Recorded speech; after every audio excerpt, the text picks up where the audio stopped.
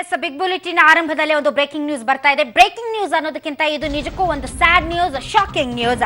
ಕಲ್ಲಪ್ಪ ಹಂಡಿಬಾಗ್ ತಮ್ಗೆಲ್ರಿಗೂ ಗೊತ್ತಿರಬಹುದು ವೀಕ್ಷಕರೇ. ಕಲ್ಲಪ್ಪ ಹಂಡಿಬಾಗ್ ಆತ್ಮಹತ್ಯೆಗೆ ಶರಣಾಗಿದ್ರು. ತುಂಬಾನೇ ಸದ್ದಾಗಿತ್ತು ಆ ಆತ್ಮಹತ್ಯೆ ಪ್ರಕರಣ. ಅವರ ಸಹೋದರ ಈಗ ನೇಣು ಬಿಗಿದುಕೊಂಡು ಆತ್ಮಹತ್ಯೆ ಮಾಡಿಕೊಂಡಿದ್ದಾರೆ. ಬೆಳಗಾವಿ ಜಿಲ್ಲೆ ಗೋಕಾಕ್ ತಾಲೂಕಿನ ಕುಲಗೋಡ ಗ್ರಾಮದಲ್ಲಿ ಈ ಘಟನೆ ನಡೆದಿದೆ. ಕುಲಗೋಡ ಠಾಣೆಯಲ್ಲಿ ಪೇದೆಯಾಗಿದ್ರು 28 ವರ್ಷದ ಯಲ್ಲಪ್ಪ ಹಂಡಿಬಾಗ್. ಕುಲಗೋಡು ಗ್ರಾಮದ ಬಾಡಿಗೆ ಮನೆಯಲ್ಲಿ ನೇಣಿಗೆ ಶರಣಾಗಿದ್ದಾರೆ. ಕೇವಲ 3 ತಿಂಗಳ ಅಂತರದಲ್ಲಿ ಹಂಡಿಬಾಗ್ ಸಹೋದರರಿಬ್ಬರು ಆತ್ಮಹತ್ಯೆ ಮಾಡಿಕೊಂಡಿದ್ದಾರೆ. ಜುಲೈ 5ರಂದು ತಮಗೆ ನೆನಪಿರಬಹುದು ವೀಕ್ಷಕರೇ, ಡಿವೈಎಸ್ಪಿ ಕಲ್ಲಪ್ಪ ಹಂಡಿಬಾಗ್ ಆತ್ಮಹತ್ಯೆ ಮಾಡಿಕೊಂಡಿದ್ರು. ಈಗ ಯಲ್ಲಪ್ಪ ಹಂಡಿಬಾಗ್, ಕಲ್ಲಪ್ಪ ಹಂಡಿಬಾಗ್ ಅವರ ಸಹೋದರ ಆತ್ಮಹತ್ಯೆಗೆ ಶರಣಾಗಿದ್ದಾರೆ. ಪೊಲೀಸರು ತನಿಖೆ ನಡೆಸ್ತಾ ಇದ್ದಾರೆ. ಹಿರಿಯ ಅಧಿಕಾರಿಗಳು ಸ್ಥಳಕ್ಕೆ ದೌಡಾಯಿಸಿದ್ದಾರೆ. ಆದರೆ ಆತ್ಮಹತ್ಯೆಗೆ ಕಾರಣ ಏನು ಅನ್ನೋದು ಇನ್ನುವರೆಗೂ ಗೊತ್ತಾಗಿಲ್ಲ.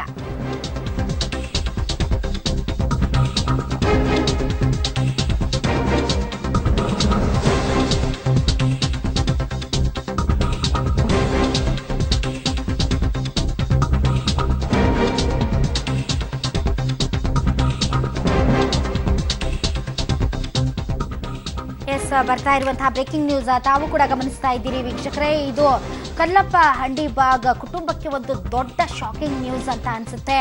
ಮೊದಲೇ ತನ್ನ ಒಬ್ಬ ಮಗನನ್ನ ಕಳೆದುಕೊಂಡಂತಹ ತಂದೆ ತಾಯಿಗಳು ಈಗ ಇನ್ನೊಬ್ಬ ಮಗನನ್ನು ಕೂಡ ಕಳೆದುಕೊಂಡಿದ್ದಾರೆ.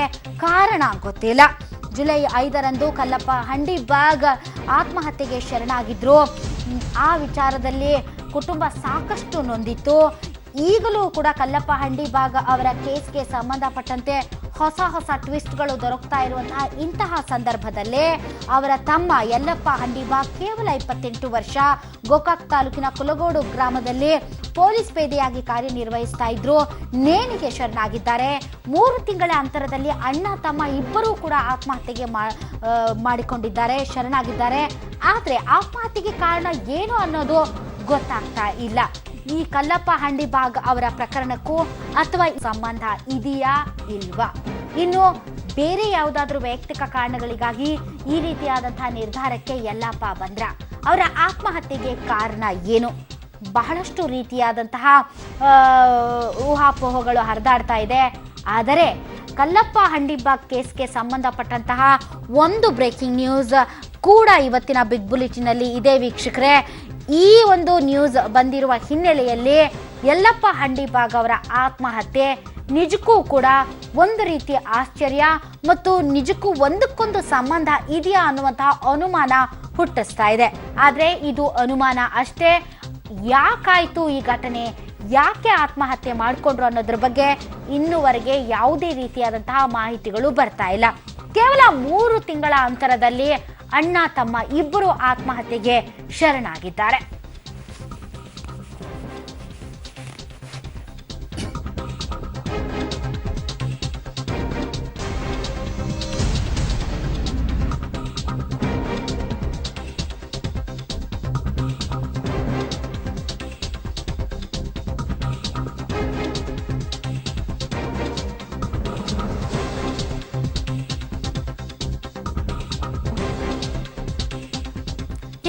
ಬೆಳಗಾವಿ ಜಿಲ್ಲೆ ಗೋಕಾಕ್ ತಾಲೂಕಿನ ಕುಲಗೋಡ ಗ್ರಾಮದಲ್ಲಿ ನೇಣಿಗೆ ಶರಣಾಗಿದ್ದಾರೆ ಯಲ್ಲಪ್ಪ ಹಂಡಿಬಾಗ್.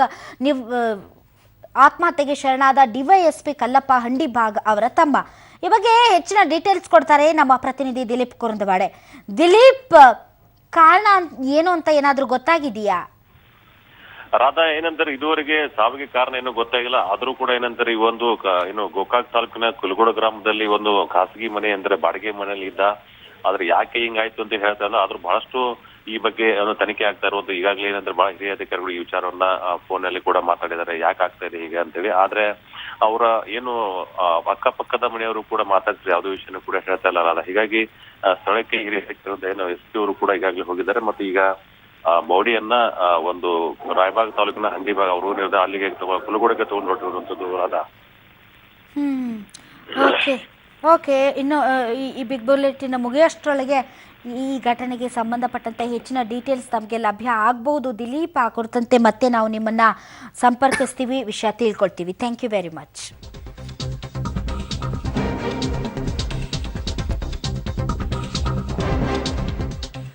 ಹೌದು, ಕಲ್ಲಪ್ಪ ಹಂಡಿಬಾಗ್ ಸಹೋದರ ಇವತ್ತು ಸಾವನ್ನಪ್ಪಿದ್ದಾರೆ, ಅಂದ್ರೆ ಆತ್ಮಹತ್ಯೆ ಮಾಡ್ಕೊಂಡಿದ್ದಾರೆ ನಿಜ. ಆದ್ರೆ ಅದಕ್ಕೂ ಮತ್ತು ಇವತ್ತು ಮುಂಜಾನೆ ನಡೆದಂತಹ ಈ ಪ್ರಕರಣಕ್ಕೂ ಏನಾದರೂ ಲಿಂಕ್ ಇದೆಯಾ, ಲಿಂಕ್ ಆಗುತ್ತಾ ಗೊತ್ತಿಲ್ಲ. ಬಟ್ ಸ್ಟಿಲ್ ಇವತ್ತು ಬೆಳಗ್ಗೆ ನಡೆದಂತಹ ಮಗದೊಂದು ಪ್ರಕರಣ ಹೊಸ ಟ್ವಿಸ್ಟೇ ಕೊಡ್ತು. ಡಿವೈಎಸ್ಪಿ ಕಲ್ಲಪ್ಪ ಹಂಡಿಬಾಗ್ ಆತ್ಮಹತ್ಯೆ ಹಾಗೂ ತೇಜಸ್ ಗೌಡನ ಕಿಡ್ನಾಪ್ ಪ್ರಕರಣಕ್ಕೆ ಇದು ಹೊಸ ಟ್ವಿಸ್ಟ್. ಪ್ರಕರಣದ 3ನೇ ಆರೋಪಿಯಾಗಿರುವಂತಹ ಚಿಟ್ ಫಂಡ್ ಮಾಲೀಕ ಕಲ್ಮನೆ ನಟರಾಜ್ ಪ್ರಕರಣದ ಸತ್ಯವನ್ನ ಮಾಧ್ಯಮಕ್ಕೆ ಬಿಚ್ಚಿಟ್ರು. ಇವತ್ತು ಅವರಿಗೆ ಬೇಲ್ ಸಿಕ್ತು. ಅವರಿಗೆ ಮತ್ತು ನವೀನ್ ಶೆಟ್ಟಿ ಅವರಿಗೆ ಡಿಎಸ್ಪಿ ಕಲ್ಲಪ್ಪ ಹಂಡಿಬಾಗ್ ಆತ್ಮಹತ್ಯೆಗೆ ತೇಜಸ್ ಗೌಡನೇ ಕಾರಣ ಅಂತ ಹೇಳಿಕೆ ಕೊಡ್ತಾರೆ. ಅಸಲಿಗೆ ತೇಜಸ್ ಗೌಡ ಕಿಡ್ನಾಪ್ ಆಗಿಯೇ ಇರಲಿಲ್ಲ. ಚಿಕ್ಕಮಗಳೂರಿಗೆ ಟೂರ್ಗೆ ಬಂದಿದ್ದಂಥ ನವೀನ್ ಶೆಟ್ಟಿ ಹುಡುಗರ ಜೊತೆ ಬೆಂಗಳೂರಿಗೆ ಹೋದಂಥ ತೇಜಸ್ ಗೌಡ ನವೀನ್ ಶೆಟ್ಟಿ ಮನೆಯಲ್ಲೇ ಕೂತ್ಕೊಂಡು ಕಲ್ಲಪ್ಪ ಹಂಡಿಬಾಗ್ಗೆ ಕೆಟ್ಟ ಹೆಸರು ತರೋದಕ್ಕೆ ಒಂದು ರೀತಿ ಸಂಚನ್ನು ರೂಪಿಸಿದ್ದ. ತೇಜಸ್ ಗೌಡನ ಕ್ರಿಕೆಟ್ ಬೆಟ್ಟಿಂಗ್ಗೆ ಕಲ್ಲಪ್ಪ ಹಂಡಿಬಾಗ್ ಸಿಂಹ ಸ್ವಪ್ನವಾಗಿದ್ದ. ಇದರ ಸೇಡ್ ತೀರಿಸ್ಕೊಳ್ಳೋಕ್ಕೋಸ್ಕರ ಪವನ್ ಮೂಲಕ ಕಲ್ಲಪ್ಪ ಹಂಡಿಬಾಗ್ಗೆ ಹಣ ಕೊಡಿಸಿ ಅದನ್ನು ರೆಕಾರ್ಡ್ ಮಾಡಿಕೊಂಡಿದ್ದಾನೆ. ಇದೆಲ್ಲ ದೂರುದಾರ ತೇಜಸ್ ಗೌಡನದ್ದೇ ಕುತಂತ್ರ ಅಂತ ಪ್ರಕರಣದ 2 ಮತ್ತು 3ನೇ ಆರೋಪಿಯಾಗಿರುವಂತಹ ಕಲ್ಮನೆ ನಟರಾಜ್ ಮತ್ತು ನವೀನ್ ಶೆಟ್ಟಿ ಮಾಧ್ಯಮದ ಮುಂದೆ ಮಾತಾಡ್ತಾರೆ. ನೆನಪಿರಲಿ, 4 ಜನ ಆರೋಪಿಗಳು ಅರೆಸ್ಟ್ ಆಗಿರ್ತಾರೆ. ಇಬ್ಬರಿಗೆ ಜಾಮೀನು ಸಿಗುತ್ತೆ. ಅವರಿಬ್ಬರು ಬಂದು ಹೊರಗಡೆ ಮಾತಾಡ್ತಾರೆ. ಪಬ್ಲಿಕ್ ಟಿವಿಯಲ್ಲಿ ತಾವು ನೋಡ್ತಾ ಇರುವಂತಹ 2 ದೃಶ್ಯಗಳು, 2 ಫೋಟೋಗಳು. ಒಂದು ಡಿವೈಎಸ್ಪಿ ಕಲ್ಲಪ್ಪ ಅವರ ಫೋಟೋ, ಇನ್ನೊಂದು ಇಂದು ಆತ್ಮಹತ್ಯೆ ಮಾಡಿಕೊಂಡಂತಹ ಪೇದೆ ಯಲ್ಲಪ್ಪನ ಫೋಟೋ. ಅಂದು ಜುಲೈನಲ್ಲಿ ಕಲ್ಲಪ್ಪ, ಇಂದು ಯಲ್ಲಪ್ಪ. ಕಲ್ಲಪ್ಪ ಮತ್ತು ಯಲ್ಲಪ್ಪ ಇಬ್ಬರೂ ಕೂಡ ಪೊಲೀಸ್ ಇಲಾಖೆಯಲ್ಲಿ ಕಾರ್ಯನಿರ್ವಹಿಸ್ತಾ ಇದ್ರು. ಕಲ್ಲಪ್ಪ ಅವರು ಡಿವೈಎಸ್ಪಿ ಆಗಿದ್ರು, ಯಲ್ಲಪ್ಪ ಪೇದೆಯಾಗಿ ಕಾರ್ಯನಿರ್ವಹಿಸ್ತಾ ಇದ್ರು. ಆದರೆ 3 ತಿಂಗಳ ಅಂತರದಲ್ಲಿ ಅಣ್ಣ ತಮ್ಮ ಇಬ್ಬರೂ ಕೂಡ ಆತ್ಮಹತ್ಯೆ ಮಾಡಿಕೊಂಡಿದ್ದಾರೆ. ಕಲ್ಲಪ್ಪ ಹಂಡಿಭಾಗ ಆತ್ಮಹತ್ಯೆಗೆ ಕಾರಣ ಏನು ಮತ್ತು ಅವರ ವಿರುದ್ಧದ ಕೇಸ್ ಪ್ರಕರಣ ಮತ್ತು ಈಗ ಸದ್ಯದ ಒಂದು ಟ್ವಿಸ್ಟ್ಗಳು, ಟರ್ನ್ಗಳು, ಅದೆಲ್ಲದರ ಮಧ್ಯೆ ಯಲ್ಲಪ್ಪ ಅವರ ಆತ್ಮಹತ್ಯೆ. ಇಷ್ಟು ಚಿಕ್ಕ ವಯಸ್ಸಿನಲ್ಲಿ ಯಾಕೆ ಈ ರೀತಿಯಾದಂತಹ ಒಂದು ತೀರ್ಮಾನಕ್ಕೆ, ನಿರ್ಧಾರಕ್ಕೆ ಈ ಇಬ್ಬರು ಬಂದರು ಅನ್ನೋದೇ ಒಂದು ರೀತಿ ಚಿಂತೆಗೆ ಈಡು ಮಾಡುವಂತಹ ವಿಷಯ. ಆದರೆ ಕಲ್ಲಪ್ಪ ಅವರ ವಿಚಾರದಲ್ಲಿ ದುಡುಕಿನ ನಿರ್ಧಾರ ಮತ್ತು ಆದಂತಹ ಹಲವಾರು ಘಟನೆಗಳು, ವರದಿಗಳು, ಪ್ರಕರಣಗಳು ಎಲ್ಲವೂ ಕೂಡ ಭಾಳಷ್ಟು ಮನನೊಂದು ಅವರು ಈ ರೀತಿಯಾದಂತಹ ಹೆಜ್ಜೆಯನ್ನು ಇಟ್ಟರು ಅಂತ ವಿಶ್ಲೇಷಿಸಲಾಗಿತ್ತು. ಆದರೆ ಯಲ್ಲಪ್ಪ ಅವರ ವಿಚಾರದಲ್ಲಿ ಯಾಕೆ, ಏನು ಅನ್ನುವ ವಿಚಾರದಲ್ಲಿ ಯಾವುದೇ ಒಂದು ಸ್ಪಷ್ಟನೆ ಅಥವಾ ಮಾಹಿತಿ ಇಲ್ಲಿ ಅವರಿಗೆ ಸಿಗ್ತಾ ಇಲ್ಲ. ಆದರೆ ಕೇವಲ 3 ತಿಂಗಳ ಅಂತರದಲ್ಲಿ ಕಲ್ಲಪ್ಪ ಅವರ ಸಹೋದರ ಯಲ್ಲಪ್ಪ ಆತ್ಮಹತ್ಯೆ ಮಾಡಿಕೊಂಡಿರೋದು ಹಲವಾರು ಅನುಮಾನಗಳಿಗೆ ಕಾರಣ ಆಗಿದೆ. ಆದರೆ ನಿಖರವಾದಂತಹ ಕಾರಣ ಇಲ್ಲಿ ಅವರಿಗೆ ಸಿಗ್ತಾ ಇಲ್ಲ. ಓಕೆ, ಇನ್ನು ಕಲ್ಲಪ್ಪ ಹಂಡಿಭಾಗ್ ಅವರ ಕೇಸ್ನಲ್ಲಿ ಜಾಮೀನನ್ನ ಪಡೆದಂತಹ ಇಬ್ಬರು ಮಾಧ್ಯಮದ ಮುಂದೆ ಹೇಳಿದ್ದಾರೆ. ಆರೋಪಿಗಳಾದ ಕಲ್ಮನೆ ನಟರಾಜ್ ಮತ್ತು ನವೀನ್ ಶೆಟ್ಟಿ ಅವರು ಏನು ಹೇಳಿದ್ದಾರೆ ಅನ್ನೋದನ್ನ ಕೇಳೋಣ ಬನ್ನಿ. ಕೊಡಬೇಕಾಗಿತ್ತು ಅಂತ ಈ ಹೋರಾಟ ನಡೆದಿದೆ ಅಷ್ಟೇ. ಇದರಲ್ಲಿ ಕಲ್ಲಪ್ಪನವ್ರು ಯಾವ ರೀತಿ ಸತ್ತೋದ್ರು ಅಂತ ಅನ್ನೋದಕ್ಕೆ ನಿಮಗೆ ಗೊತ್ತಿದೆ. ಯಾಕೆಂತಂದ್ರೆ ಇಲ್ಲಿ ಕಲ್ಲಪ್ಪವ್ರು ಸತ್ತಿರೋದು ಯಾಕೆಂದ್ರೆ ತೇಜಸ್ ಕೂಡ ಮೂಲ ಕಾರಣ. ಅವ್ನು ನನ್ನ ದುಡ್ಡು ಕೊಡಬೇಕು ಅಂತಂದ್ರೆ ನನಗೆ ನೇರವಾಗಿ ತಲುಪಿಸಬಹುದಾಗಿತ್ತು. ಅದನ್ನ ಕಲ್ಲಪ್ಪವರಿಗೆ ಕೊಟ್ಟು ಲಂಚದ ಹಗರಣದಲ್ಲಿ ಅವ್ರನ್ನ ಸಿಗಾಕ್ಸ್ಬೇಕು ಅಂತ ಮಾಡಿ ತೇಜಸ್ ಕೂಡ ಬೆಟ್ಟಿಂಗ್ ಆಗಲಿ ಅಥವಾ ಜೂಜು ಇಸ್ಪೀಟು ಅಡ್ಡಗಳಿಗಾಗಲಿ ಅವರು ಸಿಂಹ ಸ್ವಪ್ನ ಆಗಿದ್ರು. ಹಂಡಿಭಾಗ್ ಅವರ ಕಾಲನ್ನ ರೆಕಾರ್ಡ್ ಮಾಡಿದವರು ಹಣ ಇಟ್ಟಂತ ಜಾಗದಲ್ಲಿ ವಿಡಿಯೋ ರೆಕಾರ್ಡ್ ಮಾಡಬಹುದಿತ್ತು. ತೇಜಸ್ ಕೂಡ ಗ್ಯಾಮ್ಲಿಂಗ್ ನಡೆಸ್ತಾ ಇದ್ದ, ಅದಕ್ಕೋಸ್ಕರ ಅಂತಾನೆ ಒಂದು ಪಾರ್ಟಿಗಳನ್ನ ವ್ಯವಸ್ಥೆ ಮಾಡ್ತಿದ್ರು. ತೇಜಸ್ ಅಪಹರಣನೇ ಬೇರೆ, ಕಲ್ಲಪ್ಪ ಹಂಡಿಭಾಗ್ ಆತ್ಮಹತ್ಯೆನೇ ಬೇರೆ. ಕಲ್ಲಪ್ಪ ಹಂಡಿಭಾಗ್ ಆತ್ಮಹತ್ಯೆ ತಗೋಬೇಕು ಅಂದ್ರೆ ತೇಜಸ್ಸು ಉದ್ದೇಶಪೂರ್ವಕವಾಗಿ ಅವ್ರ ಹೆಸರನ್ನ ಹಾಳು ಮಾಡಬೇಕು ಅಂತ ನೋಡಿದಾಗ ಅದರಿಂದ ಮನನೊಂದು ಬಿಟ್ಟು ಒಬ್ಬ ನಿಷ್ಠಾವಂತ ಅಧಿಕಾರಿ ಆತ್ಮಹತ್ಯೆ ಮಾಡ್ಕೊಂಡಿದ್ದಾನೆ.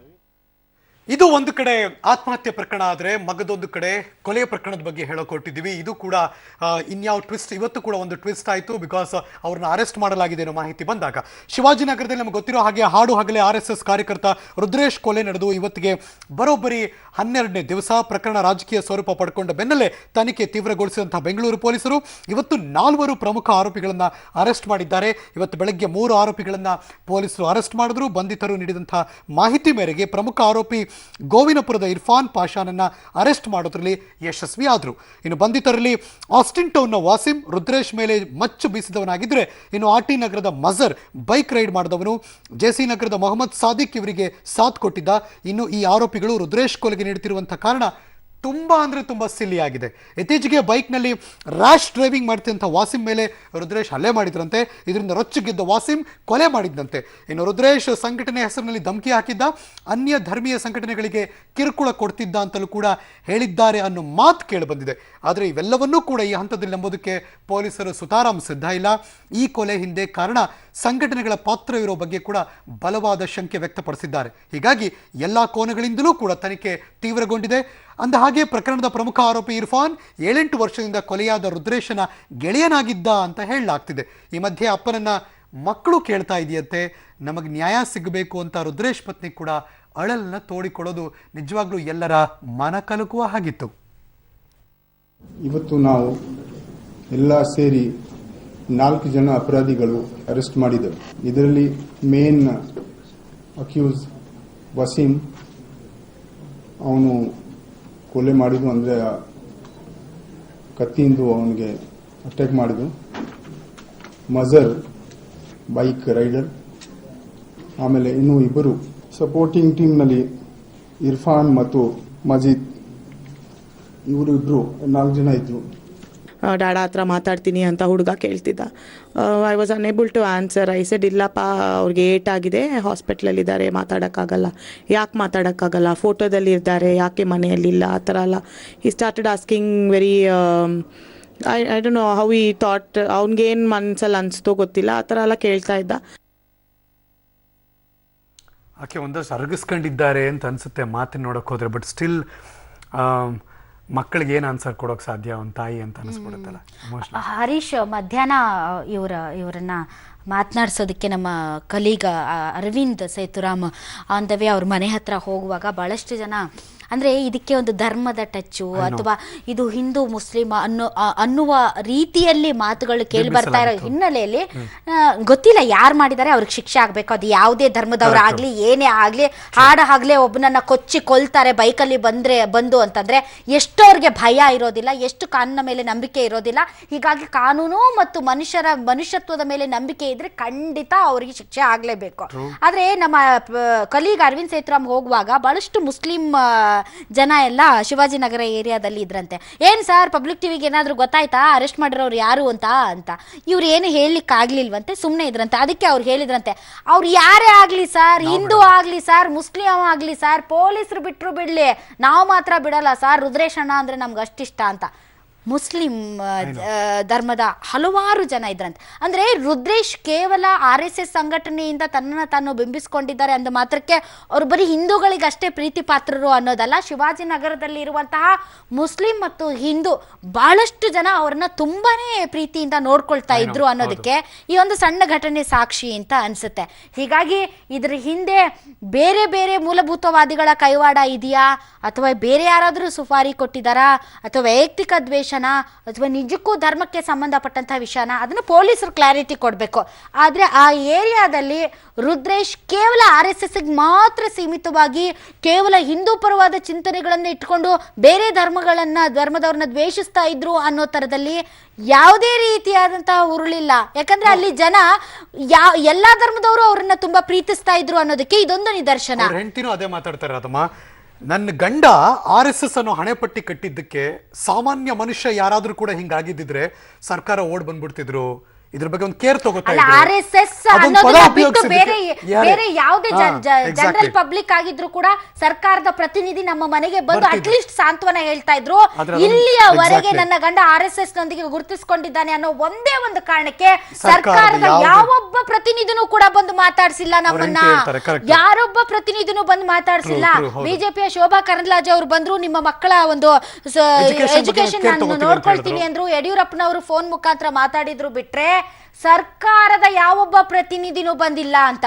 ಇದು ನಿಜಕ್ಕೂ ಕೂಡ ತುಂಬಾ ಬೇಸರದ ವಿಷಯ. ಅವ್ರು RSS ನೊಂದಿಗೆ ಗುರುತಿಸ್ಕೊಂಡಿರೋದಕ್ಕೆ ಅವರ ಮನುಷ್ಯ ಅನ್ನೋದನ್ನು ನಮ್ಮ ಸರ್ಕಾರ ಮರ್ತೋಗುತ್ತೆ ಅನ್ನೋದಾದ್ರೆ, ಇಷ್ಟು ದ್ವೇಷ ಸಂಘಟನೆಗಳ ಮೇಲೆ ಇದೆ ಅನ್ನೋದಾದ್ರೆ ಅದನ್ನ ವ್ಯಕ್ತಿಗಳ ಮೇಲೆ ಯಾಕೆ ತೋರಿಸ್ತೀರಾ? ಇದು ಯಾಕೋ ಒಂಥರ ಬೇಜಾರಾಯ್ತು ಅವ್ರ ಮಾತನ್ನ ನಾವು ನಂಬೋದಾದ್ರೆ. ಆಲ್ ರೈಟ್, ಮುಂದಕ್ಕೆ ಹೋಗೋಣ. ಬ್ರೇಕ್ ತಗೊಂಡಾದ್ಮೇಲೆ ಮೈಸೂರಿನಲ್ಲೂ ಕೂಡ ಇವತ್ತು ಯಾಕೋ ಗೊತ್ತಿಲ್ಲ, ಬರೀ ಕೊಲೆ, ಆತ್ಮಹತ್ಯೆ ಈ ತರದ ಪ್ರಕರಣಗಳೇ ಬರೋಕ್ ಶುರುವಾಗಿದೆ ಅನ್ಸುತ್ತೆ. ಮೈಸೂರಿನಲ್ಲೂ ಕೂಡ ಒಂದು ಸುಂದರಿ ಸುಪಾರಿ ಕೊಟ್ಟೇನೋ ಒಂದು ಕೊಲೆ ಮಾಡಿಸುವಂತ ಯತ್ನ ನಡೆದಿತ್ತು ಅನ್ನೋ ಸುದ್ದಿ 2-3 ದಿವಸದಿಂದ ನೀವು ಕೂಡ ಕೇಳಿದ್ರಿ. ಈಗ ಅದಕ್ಕೂ ಒಂದು ಹೊಸ ಟ್ವಿಸ್ಟ್ ಇದೆ. ತನ್ನ ಪ್ರೀತಿಗೆ ಅಡ್ಡ ಬಂದಂತಹ ಪ್ರಿಯಕರನ ಭಾವನನ್ನ ಕೊಲ್ಲುವುದಕ್ಕೆ ಸುಪಾರಿ ಕೊಟ್ಟ ಸುಂದರಿ ಈಗ ಪೊಲೀಸರ ಅತಿಥಿಯಾಗಿದ್ದಾಳೆ. ಈಕೆ ಸುಪಾರಿ ಪಡೆದು ಹಲ್ಲೆ ನಡೆಸಿದಂತಹ ಯುವಕರು ಕೂಡ ಜೈಲಿನಲ್ಲಿ ಈಗ ಮುದ್ದೆ ಮುರಿಯೋಕೆ ರೆಡಿ ಆಗ್ತಿದ್ದಾರೆ. ಮೈಸೂರು ನಡೆದಂತಹ ಈ ಪ್ರಕರಣ ಇವತ್ತು ಮಗದೊಂದು ಟ್ವಿಸ್ಟ್ಗೆ ಕಾರಣ ಆಯಿತು. ಹಾಗಾದ್ರೆ ನಡೆದಿದ್ದಾದ್ರೂ ಏನು ನೋಡ್ಕೊಂಬನ್ನಿ ಈ ಸ್ಟೋರಿನಲ್ಲಿ.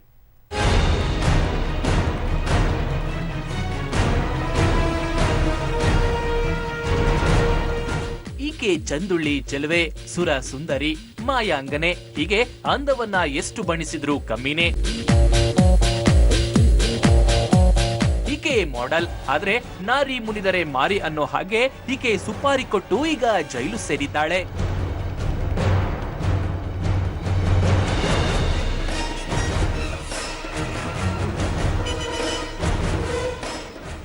ಎರಡು ದಿನಗಳ ಹಿಂದೆ ಮೈಸೂರಿನ ಎನ್ಆರ್ ಮೊಹಲ್ಲಾದ ಶಿವಾಜಿ ರಸ್ತೆಯಲ್ಲಿನ ಎಲೆಕ್ಟ್ರಿಕಲ್ ಗುತ್ತಿಗೆದಾರ ಮೊಕ್ತಾರ್ ಮನೆಗೆ ನುಗ್ಗಿದ 4 ದುಷ್ಕರ್ಮಿಗಳು ದಾಂಧಲೆ ನಡೆಸಿದ್ರು. ಮೊಕ್ತಾರ್ ಮತ್ತು ಮೋಹಿನ್ ಅಹಮದ್ ಮೇಲೆ ಮಾರಣಾಂತಿಕ ಹಲ್ಲೆ ಮಾಡಿದ್ರು. ಇಬ್ಬರು ಈಗ ಮೈಸೂರಿನ ಖಾಸಗಿ ಆಸ್ಪತ್ರೆಯಲ್ಲಿ ಜೀವನ್ಮರಣದ ಹೋರಾಟ ನಡೆಸುತ್ತಿದ್ದಾರೆ.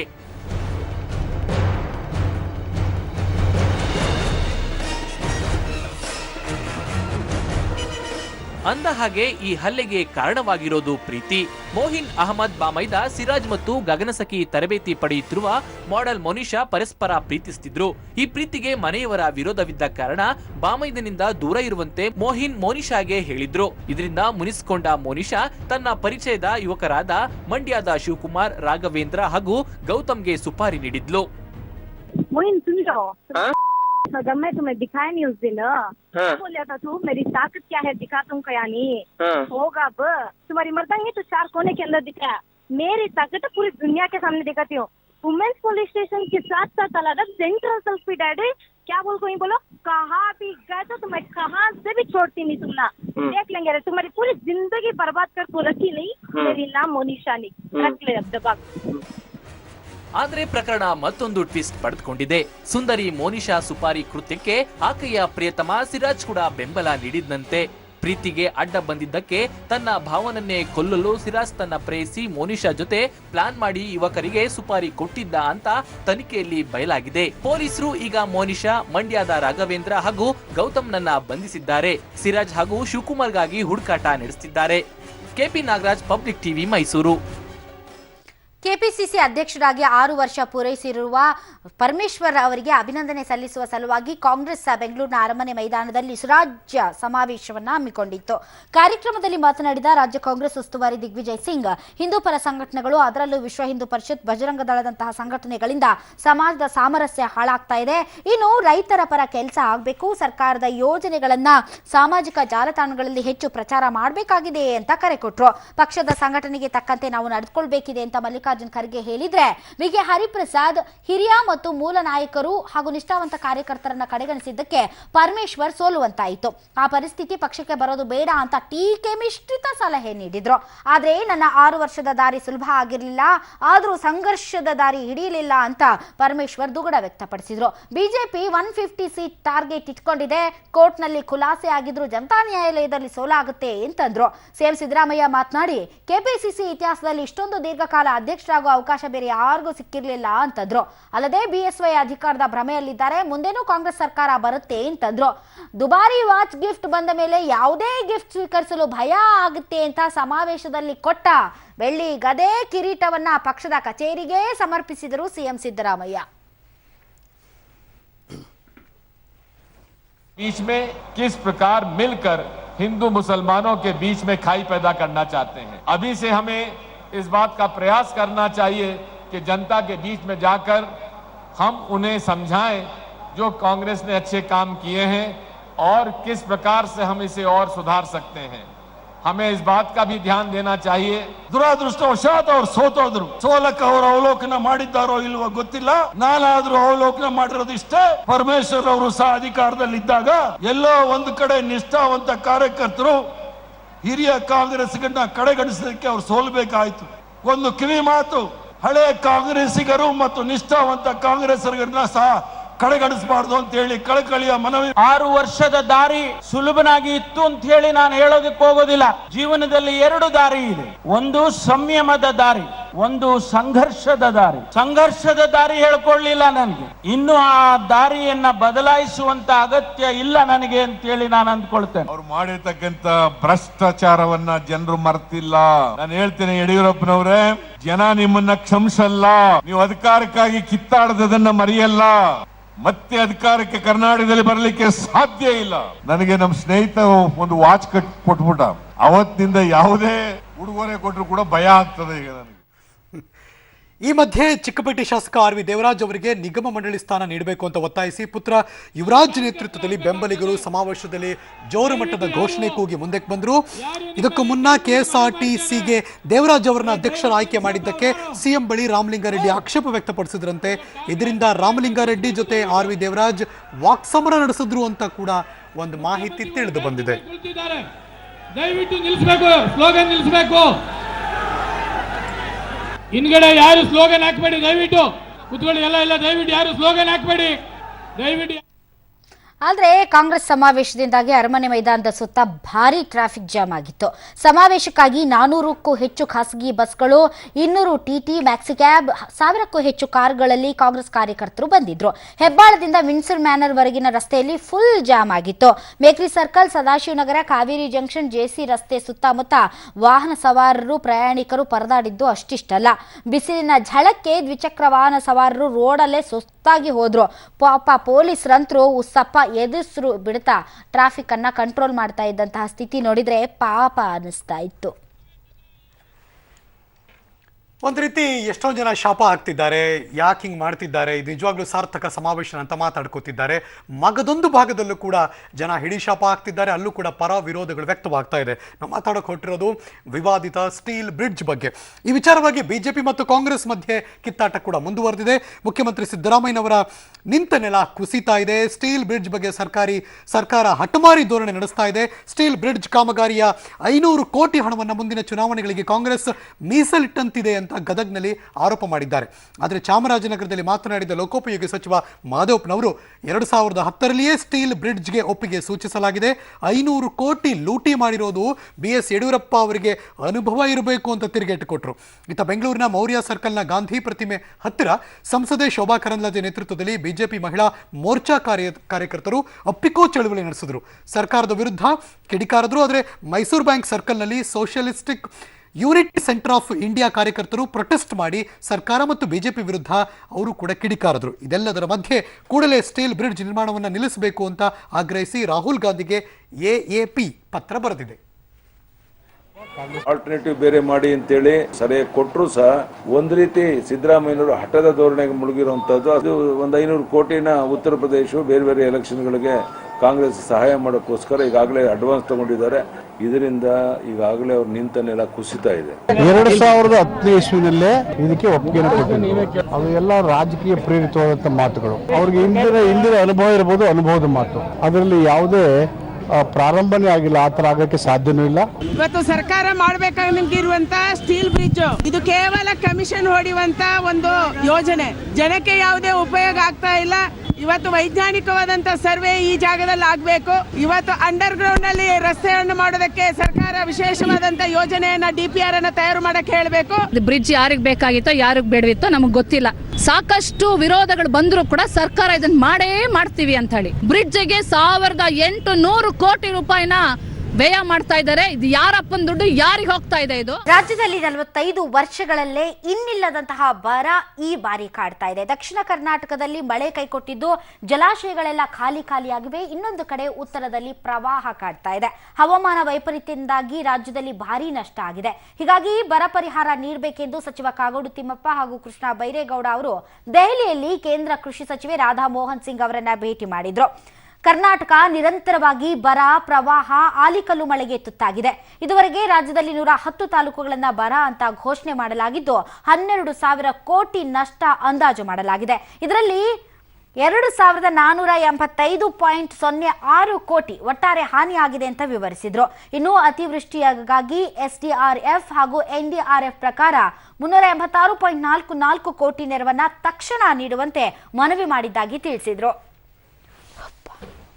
10,000 ಲಕ್ಷ ಹೆಕ್ಟೇರ್ ಪ್ರದೇಶದಲ್ಲಿ 33%ಕ್ಕಿಂತ ಹೆಚ್ಚು ಬೆಳೆ ಹಾನಿ ಆಗಿದೆ. ಬೆಳೆ ಹಾನಿ ಪ್ರಮಾಣ ಸುಮಾರು 12,145 ಕೋಟಿ ಅಂತ ಅಂದಾಜು ಮಾಡಿದ್ದೇವೆ. ಇನ್ನು ಆರೋಗ್ಯ ಇಲಾಖೆಯನ್ನ ಮತ್ತಷ್ಟು ಜನಸ್ನೇಹಿಯನ್ನಾಗಿಸುವ ನಿಟ್ಟಿನಲ್ಲಿ ಹಲವು ಮಹತ್ವದ ಯೋಜನೆಗಳನ್ನು ಜಾರಿಗೆ ತರೋದಕ್ಕೆ ಆರೋಗ್ಯ ಸಚಿವ ರಮೇಶ್ ಕುಮಾರ್ ಮುಂದಾಗಿದ್ದಾರೆ. ಸುಲಭ ರೀತಿಯಲ್ಲಿ ಚಿಕಿತ್ಸೆ ಪಡೆಯೋದು, ಖಾಸಗಿ ಆಸ್ಪತ್ರೆಗಳ ದುಬಾರಿತನಕ್ಕೆ ಬ್ರೇಕ್, ಸ್ಮಾರ್ಟ್ ಚಿಕಿತ್ಸಾ ಕಾರ್ಡ್, ತಾಲೂಕುಗಳಲ್ಲಿ ICU, ಔಷಧ ಅನುಪಯುಕ್ತ ತಡೆಗೆ ಆನ್ಲೈನ್ ಮಾರಾಟ, ಆಸ್ಪತ್ರೆ ಕಾರ್ಯವೈಖರಿ ಲೋಪ ದಾಖಲಿಸಲು ವಾಟ್ಸಪ್ ಆರಂಭ, ಹೀಗೆ ಹಲವು ಯೋಜನೆಗಳನ್ನು ಹೊಸ ವರ್ಷಕ್ಕೆ ತರೋದಕ್ಕೆ ನಿರ್ಧರಿಸಿದ್ದಾರೆ.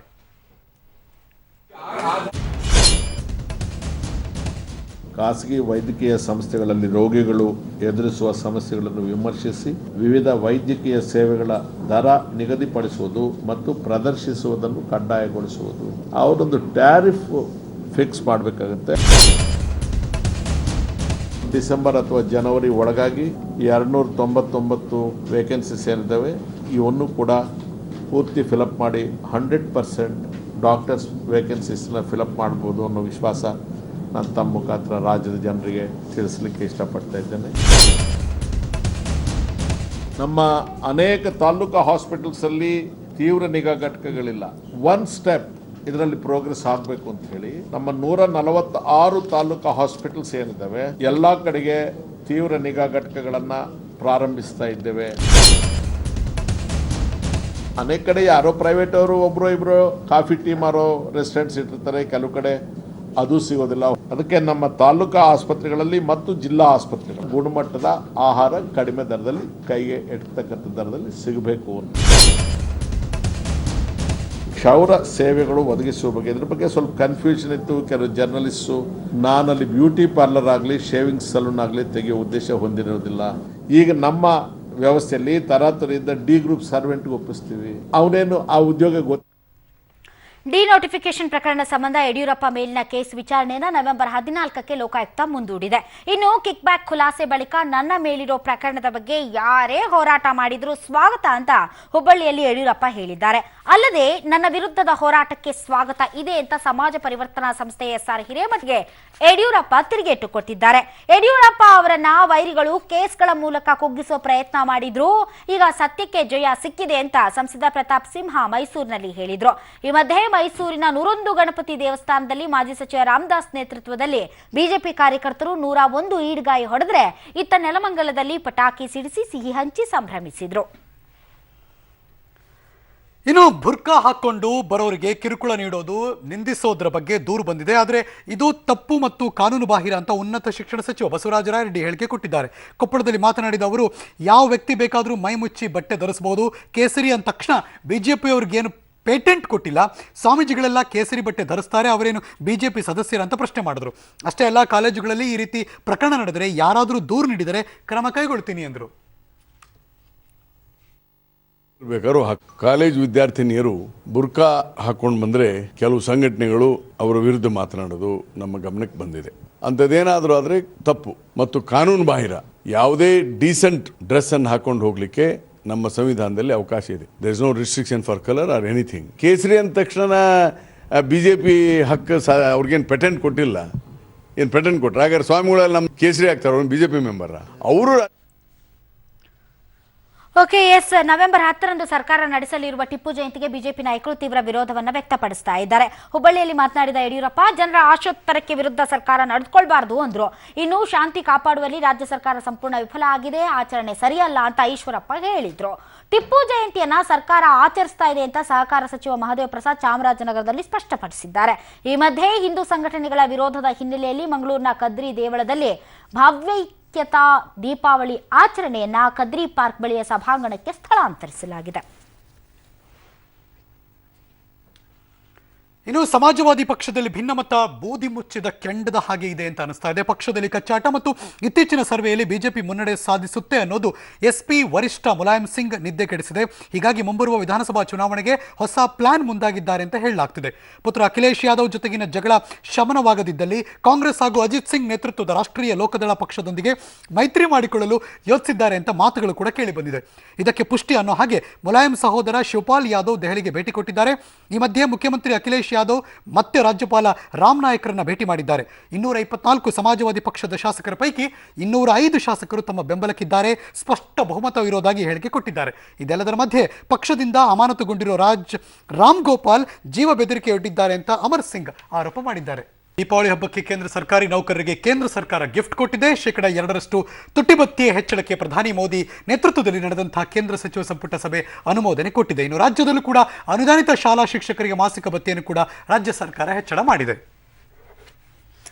ಅಮ್ಮ ಜಯಲಲಿತಾ ಅವರು ಆಸ್ಪತ್ರೆಯಲ್ಲೇ ಇದ್ರೆ ಅವರ ಕಾರ್ಯಕರ್ತರು ಮತ್ತು ಅಭಿಮಾನಿಗಳು ದೀಪಾವಳಿ ಆಚರಿಸೋದಿಲ್ಲ ಅಂತ ದೀಪಾವಳಿಗೆ ಭರ್ಜರಿ ಗಿಫ್ಟ್ ಕೊಡೋದಕ್ಕೆ ಸರ್ಕಾರ ಚಿಂತನೆ ಮಾಡಿದೆ. ಜಯಲಲಿತಾ ಅವರು ಡಿಸ್ಚಾರ್ಜ್ ಆಗ್ತಾರಂತೆ. ಕಾಲು ಮುರ್ಕೊಂಡು ನರಕಯಾತನೆ ಅನುಭವಿಸುತ್ತಿರುವಂತಹ ಕಾಡಾನೆ ಸಿದ್ದನ ಆರೋಗ್ಯದಲ್ಲಿ ಈಗ ಚೇತರಿಕೆ ಕಂಡು ಬಂದಿದೆ. ರಾತ್ರಿಯೆಲ್ಲ ಗ್ಲುಕೋಸ್ ಚಿಕಿತ್ಸೆಯನ್ನು ಕೊಟ್ಟರು, ಮುದ್ದೆ ಮೆಕ್ಕೆಜೋಳ ಕಬ್ಬನ್ನು ಕೂಡ ನೀಡಲಾಗ್ತಾ ಇದೆ. ಈ ನಡುವೆ ಮಾಗಡಿ ಶಾಸಕ ಬಾಲಕೃಷ್ಣ ಅವರು ಆನೆ ಪರಿಸ್ಥಿತಿ ನೋಡಿ ದಯಾಮರಣ ನೀಡೋದು ಸೂಕ್ತ ಅಂದಿದ್ದಾರೆ. ಆದರೆ ಪ್ರಾಣಿಗಳಿಗೆ ದಯಾಮರಣ ನೀಡುವಂತಹ ಕಾನೂನು ನಮ್ಮ ದೇಶದಲ್ಲಿ ಇಲ್ಲ ಅನ್ನೋ ಮಾತುಗಳು ಕೂಡ ಕೇಳಿಬಂದಿದೆ. ಇದು ಇದರಿಂದ ಬಿಗ್ ಬುಲೆಟಿನ್. ನಾಳಿನ ಬಿಗ್ ಬುಲೆಟಿನ್ ಅಲ್ಲಿ ಮತ್ತೆ ಭೇಟಿಯಾಗೋಣ. ಇದರ ಮೂಲಕ ಯಡಿಯೂರಪ್ಪನವರಿಗೆ ರಾಜಕೀಯ ಪುನರ್ಜನ್ಮವೂ ಸಿಕ್ಕಿತು. ಅಕ್ರಮ ಗಣಿಗಾರಿಕೆಗಾಗಿ 20 ಕೋಟಿ ರೂಪಾಯಿ ಕಿಕ್ ಬ್ಯಾಕ್ ಪಡೆದ ಪ್ರಕರಣದಲ್ಲಿ ಸಿಬಿಐ ವಿಶೇಷ ನ್ಯಾಯಾಲಯ ಇವತ್ತು ಯಡಿಯೂರಪ್ಪನವರಿಗೆ ಕ್ಲೀನ್ ಚಿಟ್ ಕೊಟ್ಟಿತ್ತು. ಕಳೆದ ಹಲವಾರು ದಿವಸಗಳಿಂದ ತುಂಬಾ ಸೀರಿಯಸ್ ಆಗಿರುವಂತಹ ವಾತಾವರಣ. 55 ದಿನಗಳ ಬಳಿಕ ಕಾಡಾನೆ ಸಿದ್ದನನ್ನ ಒಂದಷ್ಟು ಸರ್ಕಸ್ ಮಾಡಿ ಆತನಿಗೆ ರಿಲೀಫ್ ಕೊಡುವಂತಹ ಪ್ರಯತ್ನ ಆಯಿತು. ಆದರೆ ಎಲ್ಲವೂ ಕೂಡ ಈಗ ವಿಫಲ ಆದಂಗೆ ಕಾಣಿಸ್ತಾ ಇದೆ. ಕ್ರೇನ್ ಅನ್ನ ತರಿಸಿ ಕಾಡಾನೆ ಸಿದ್ದನನ್ನ ಎತ್ತೋದಕ್ಕೆ ಹೆಣಗಾಡಿ ಸೋತೋದ್ರು ಅರಣ್ಯ ಇಲಾಖೆಯ ಸಿಬ್ಬಂದಿಗಳು.